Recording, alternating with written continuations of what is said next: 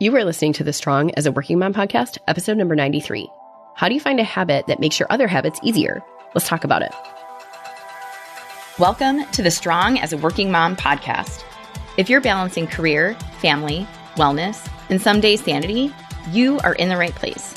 This is where high-achieving, busy working moms get the tools they need to eat, move, and think. I'm your host, physician, personal trainer, and certified life coach, Carrie Holland. Let's do this. Hey, how are you? What's new? What's good? So, what's good here? We are going to talk about habits today. So, I'm going to introduce you to a concept that I've been working through with a number of clients in order to make their lives easier. And that concept is your keystone habit.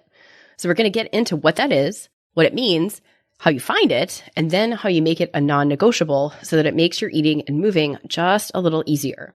So if you've been around here at all, you know that I really, really love to talk about habits because so much of our lives are made up of them. So if I can help you take advantage of your habits to make them work better for you and keep you on track toward your goals, then I'm doing what I came here to do. But before I get into that, I want to share a message that I got from a listener recently because it was so cool and it totally made my day when I read it. So this listener said, I wanted to share a few of your tips that I used this weekend and how they helped me. I went out of town for a weekend with my girlfriends after a few weeks of consistent weight loss and really intentional eating. I was really nervous about how much this weekend would throw me off. I listened to your podcast for a few hours on my drive to help me get in the mindset of keeping wellness a priority even during a fun weekend. I loved your tip of thinking, what do I want to feel like at the end of this weekend? It helped me limit my mindless snacking. I also ordered broccoli instead of fries for my side with dinner, which is a small thing, but not my norm. So thank you for the small but practical tips for not letting a weekend totally derail me. And thank you for sharing this message with me. I really, really appreciate it. And I would simply point out that last piece about ordering broccoli instead of fries. So while yes, in the moment, it may be a small thing, it all adds up. Each of those seemingly small decisions add up to big changes.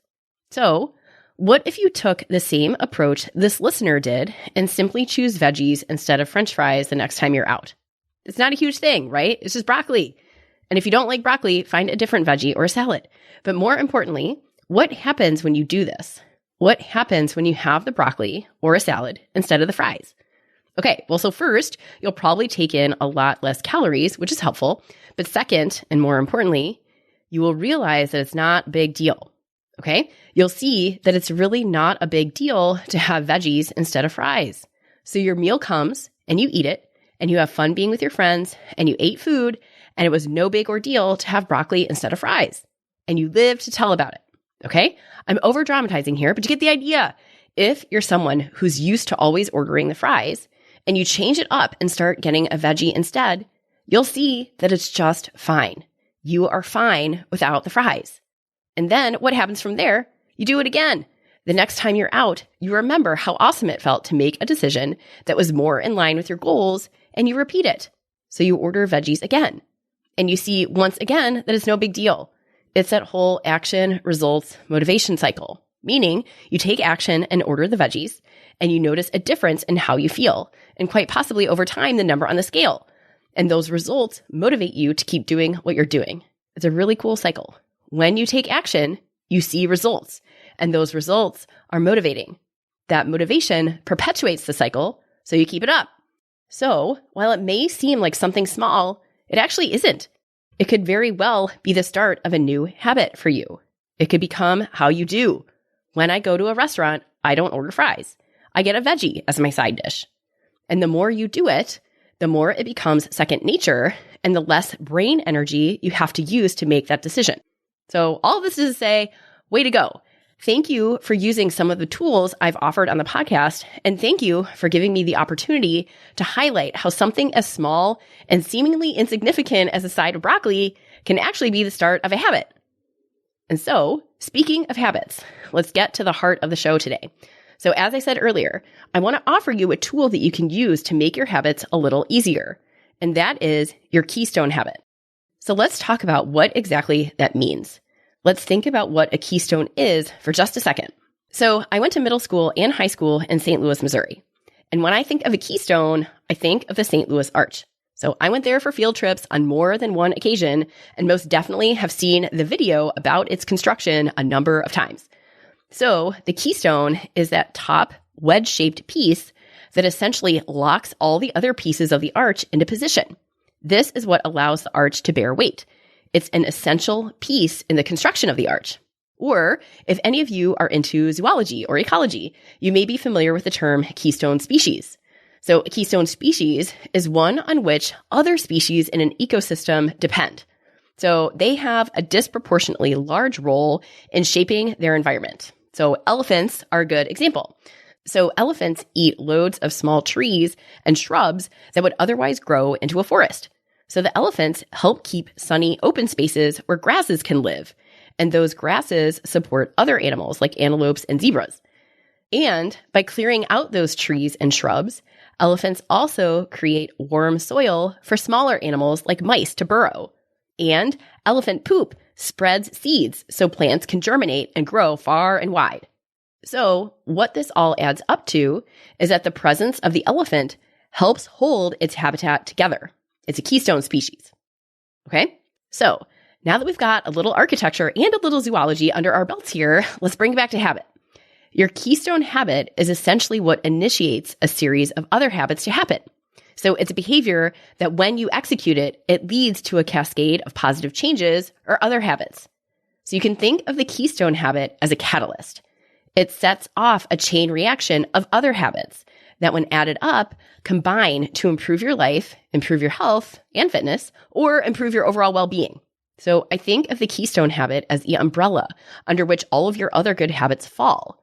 So if we can identify what that keystone habit is for you, then we can create a plan to make sure that habit happens regularly so that all of the other good habits that come as a result become more automatic. So the concept of the keystone habit was described by Charles Duhigg in his fabulous book, The Power of Habit. So he talks about it largely in relation to organizational culture, but I'm going to take it and run with it and extrapolate so that we can relate it to your habits like nutrition and exercise. But if you want to learn more about this as it relates to organizational culture, check out his book. Okay, so now that we've talked about what a keystone habit is, let's talk about why it matters.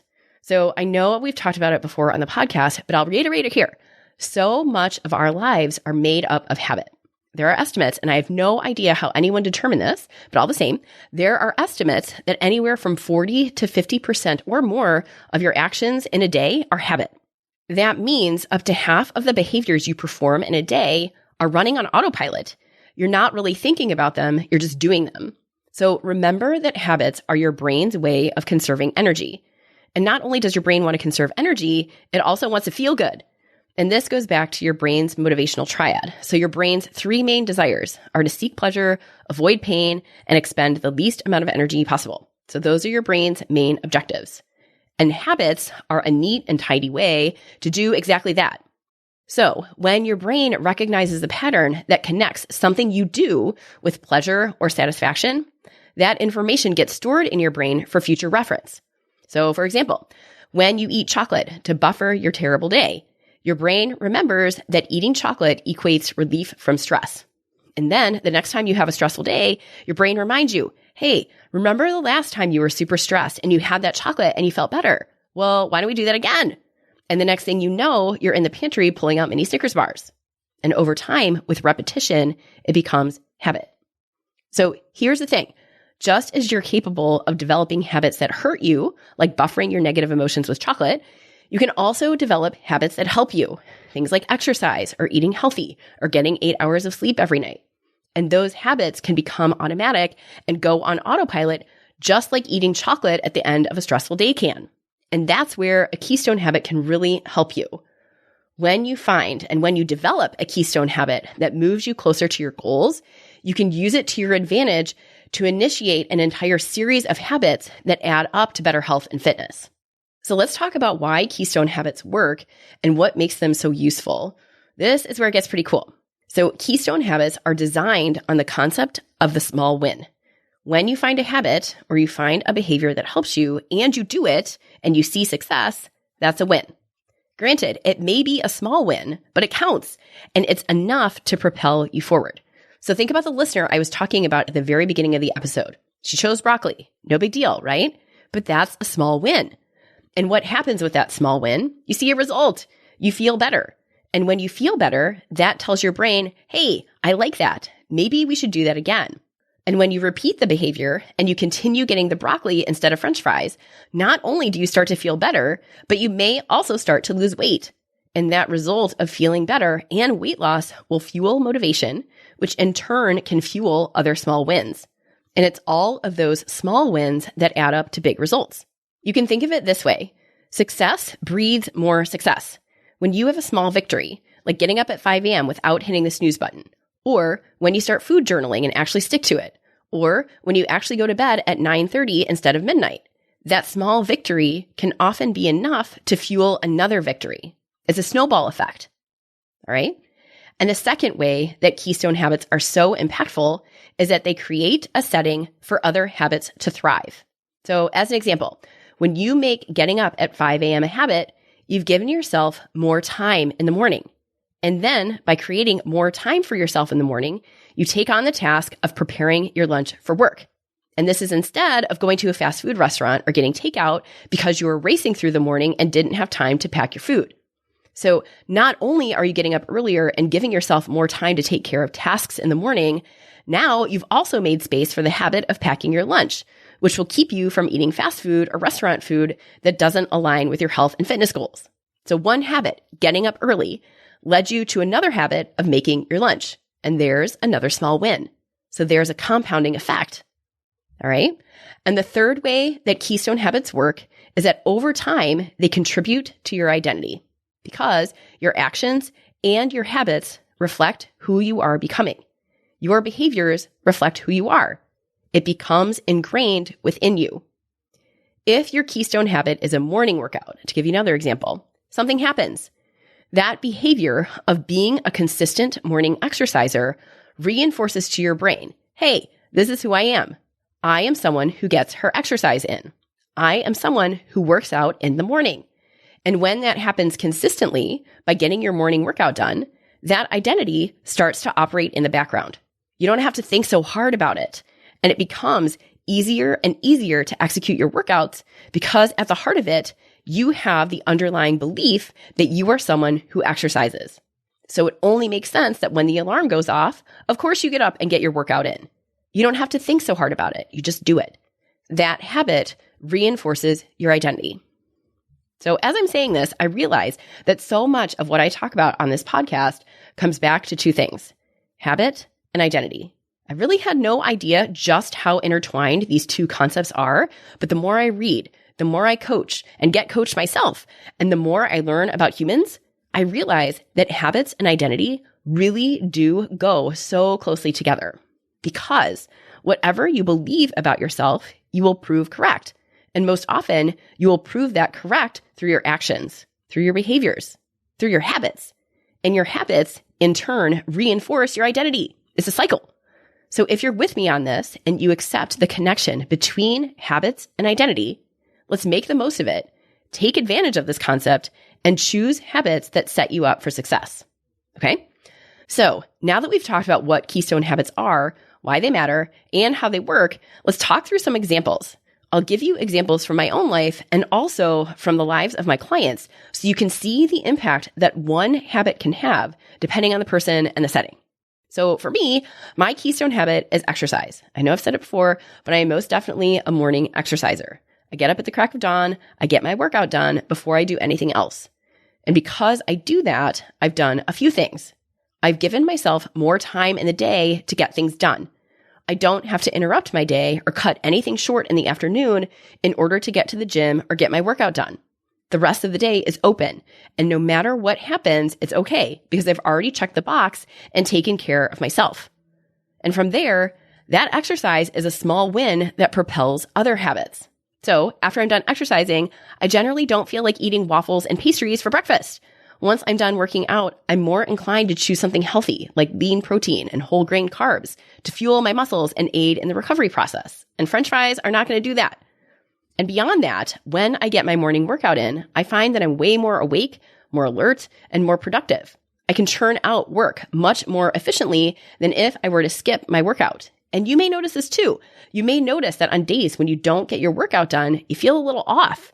You might feel a little sluggish. Maybe you're dragging through your workday and not getting as much done as you'd like. And you may notice that you're more inclined to eat things that are less healthy. I've most definitely experienced this, and I've had clients who've also noticed this for themselves. And the last thing that morning exercise does for me is that it results in me going to bed early. So I have a pretty consistent bedtime of 9 o'clock so that I can get up early and get my workout done. And I know if I go to bed much later than that, I'm going to feel it the next day. So I make it a point to get to bed by 9 o'clock on most nights. And I know that may be ridiculously early, but it works for me. So, and I'm also thankful that Adam also operates on a similar schedule and we're both morning people. So this works for us. And the point here is that just one habit, morning exercise, has been impactful enough that I've created an entire system around it. I've built a lifestyle around it. That lifestyle is a collection of habits that add up to keep me healthy and strong. So exercise is a keystone habit for me. It's the umbrella under which many of my other habits, like eating healthy, being productive, and going to bed early, fall. That's my system. All right, here's another example of a keystone habit. So one of my clients discovered that meal planning is her keystone habit. So when I first start working with a client on weight loss or changing up her diet, I will send her a handout with optional worksheets and it'll help her plan out her nutrition. And so this client uses the weekly planner within the packet. She uses it regularly and she sits down one day a week and works through what her entire week of meals is going to look like. And she writes it out in the planner. And that's her keystone habit. And from there, getting that meal plan done sets off a chain reaction of other habits. Once she has her week planned out, she creates a grocery list and she'll either go shopping or have the groceries delivered. Then, once she's got those groceries, she preps them and gets a few meals ready to go for the week. And then, most importantly, she eats the meals. She's eating the meals that she's planned for herself at home, and these are meals that she feels good about.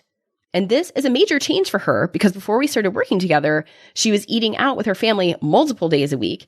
And on the days she was eating at home, it was largely ultra-processed meals that she didn't feel were helping her reach her health or weight goals. So this client is experiencing a series of wins that began with the small win of writing out a meal plan. Writing out her meals resulted in other habits like grocery shopping, meal prepping, and eating at home. Now, what's even more interesting is that when she started doing this, she also started exercising more. It was so interesting. She tends to do her workouts in the afternoon, and she realized that when she didn't have her meals planned out, she would get to the end of the day and waste a lot of time and energy trying to decide what to do for dinner. But now that she's meal planning, she doesn't have to do that. And she can use that time in the afternoon to exercise and come home to eat a meal she's planned out in advance. It's so cool. All right. So one more example I want to share that has helped a number of my clients is self-monitoring. And again, as a reminder, self-monitoring can take on a few different formats. It could be using a tracking app like MyFitnessPal or MyMacros, or it could be using a food journal and writing out what you eat, no amounts or measurements necessary. It's simply a way for you to know what you're actually eating. So either way, whether with an app or with pen and paper journaling, I've had clients succeed and realize that self-monitoring was their keystone habit. So I can think of one client in particular. She liked pen and paper, and she got in the habit of writing out all of her meals the day before. And the more she did this and went back and reviewed, the more she realized that her nutrition was not where she wanted it to be. She saw that most of her food was ultra-processed stuff that was calorically dense, but without much else. She wasn't getting much nutrition from her food. So that led her to change up the way she grocery shopped. She stopped buying packaged snacks and started buying more fruit and veggies. She also started doing some meal prep to get lean protein ready before her week started. And she made it a point to eat the foods that she bought from the grocery store so she wasn't throwing away hundreds of dollars in groceries at the end of the week like she'd been doing previously. So in this case, self-monitoring or food journaling was this client's keystone habit. Journaling set up a system for her to identify areas of improvement in her nutrition, and then she put it in motion. She shopped differently, she cooked differently, and she cooked in advance. And she saw the results. By doing this consistently, like for months, she was able to tweak her nutrition enough and eat in a way that resulted in her losing weight. And beyond that result, and more importantly, she proved to herself that she is someone who follows her meal plan. She proved that she honors the commitments she makes to herself and eats what she plans. And that was huge for her. And it all started with a pen and paper. It was a small win. Okay, so now let's talk about your keystone habits. More specifically, if you're asking, how do you find your keystone habit related to eating and moving? Let's talk through this. And here's how I would suggest you go about it. So first, think about your current patterns. Think about what your routines are. That will give you loads of information about your habits. So do you tend to come home from work, eat, and sit on the couch and not move much until bedtime? Do you tend to snooze your alarm over and over until you reach the tipping point and have to race to get out the door on time, leaving you feeling rushed all day? What does that do for the rest of your day? Do you wing it with meals, which leads you to buy fast food or restaurant food on the way home from work? So when you do this and when you examine your habits in this way, you may find certain habits that have a significant impact on your life, like oversleeping, or sitting in front of the television, or winging it for dinner, or having a glass of wine at a certain time every night. You may notice that those individual habits lead to other habits that aren't helping you. And the point here is twofold. First, when you examine your current habits, you'll find areas for improvement. You'll most likely find habits that are not moving you forward. And second, you may be able to identify places in your life where inserting a new, different habit can lead to a cascade of other habits that changes things entirely. This is all cause and effect right here. So as an example, imagine if your current pattern is to come home from work and have a glass of wine every night. That glass of wine leads you to feel disinhibited, which leads you to order takeout, which leads you to sit in front of the TV watching Netflix until way past your bedtime. So that glass of wine is triggering an entire series of habits that's keeping you from reaching your goals. So now instead, imagine what it would be like if you inserted a different habit to replace your nightly glass of wine when you got home from work. So something like putting on your walking shoes when you walk in the door. What is the effect of that? What chain reaction of events could transpire when you put on your walking shoes instead of pouring a glass of wine? Do you go outside for a walk? And does that walk wake you up and invigorate you so you make a salad for dinner instead of ordering takeout? What happens from there? And the only way you're going to find out what that cause and effect relationship is here is by experimenting and experiencing some trial and error. So this is where, after you look at your patterns and see the cause and effect relationship of your behaviors, you choose something and try it out. So that means you set out your walking shoes and have them waiting for you, easily visible when you walk in from work. And then you go for a walk instead of immediately pouring yourself a glass of wine, and you see how that impacts the rest of your evening. You test it out. Or if you find that snoozing through your alarm and skipping your morning workout is your area for improvement, imagine what happens if you set an alarm, get up early, and do your workout. Even though it's hard to get up early, you do it anyway. And then you monitor what the windfall is from that. What happens when you commit and make your morning workout a habit? How does that one habit impact the other areas of your life? So keep experimenting with habits until you find something that you can clearly identify as having an impact on the other behaviors in your life. Notice what changes when you wake up early, as an example. So what, if anything, improves? What is the cascade of events that happens when you make waking up early a priority? And let me just point out here that while I want you to be willing to experiment, I also encourage you to commit to consistency. So pick something like waking up early and put in a true, consistent effort over time to see what the impact is. So remember, establishing a habit is not about how long it takes, but how consistent you are. It may take weeks of trying to get up consistently before you know what the impact is for you. But again, it's not 21 days and then it's a habit. It's consistency. It's the behavior, it's repetition, and it's frequency. That's the formula for consistency. You're not going to know what the true impact is of any one habit change unless you do it consistently. Okay? All right. So after you've experimented and chosen a habit that you feel might be the keystone habit, and then you've been consistent about putting it into practice, turn around and evaluate it. What does that one habit do for you? What results do you notice when you put that habit into practice? Has your habit made it easier for you to maintain other positive habits in your life? Has it made your life better in some way that you weren't expecting? So remember the examples that I gave earlier. For some of you, adopting the habit of morning exercise changes your life. I know that sounds dramatic, but I know it's true for some of you, and it was true for me. Or is it that making a meal plan for yourself over the weekend results in you eating healthy meals at home, grocery shopping, and cutting way back on calorie-dense restaurant meals? Does a walk after work change the entire trajectory of your evening? So take a wide lens view and look at the impact your potential keystone habit has on the rest of your habits.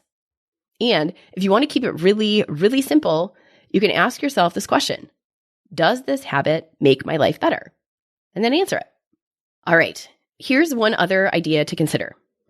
You may not realize what your keystone habit is until you skip it. It may not be until you have a bad week and skip out on your meal planning that you realize how essential it is for you to have that meal plan written out for yourself. Because you may see that without your meal plan, you don't grocery shop, you don't do any meal prep, and you buy takeout on your way home from work. So it may not be until after the fact and after you skip the habit that you realize how important it is for you. And again, that's all information. It's information that tells you having my meal plan written out is what keeps my week together from a food standpoint. It's having that meal plan iron out that results in all of the other habits coming to fruition. And that tells you you've got a keystone habit. And the point here is do not be afraid to mess up and do not aim for perfection, because it's the mess ups that have the potential to give you lots of helpful information. Okay? So once you find your keystone habit, the next step is to make it non-negotiable. Or really, more importantly, you're making every effort to ensure that habit happens as often as possible. So what this means is creating an ideal plan and a failure plan for yourself. So I say this all the time because it's true.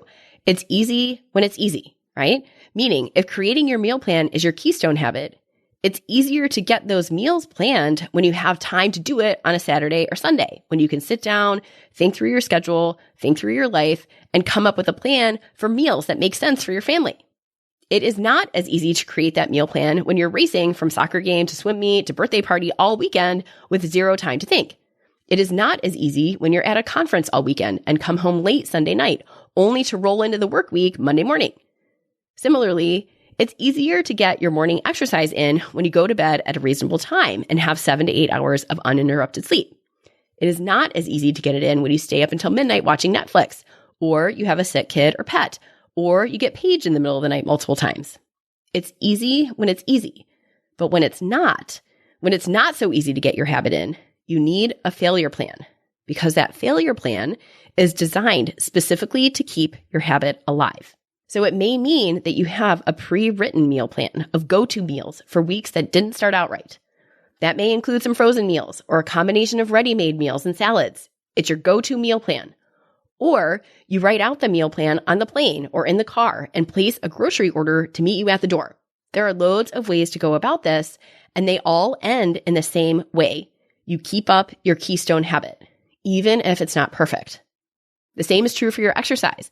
If you're up late, or if you're up on and off all night, make a decision in advance what your go-to plan for exercise is. Does that mean you sleep an hour later and exercise for 15 minutes instead of your usual 45-minute routine? Or does that mean you do your workout when you get home from work in the evening?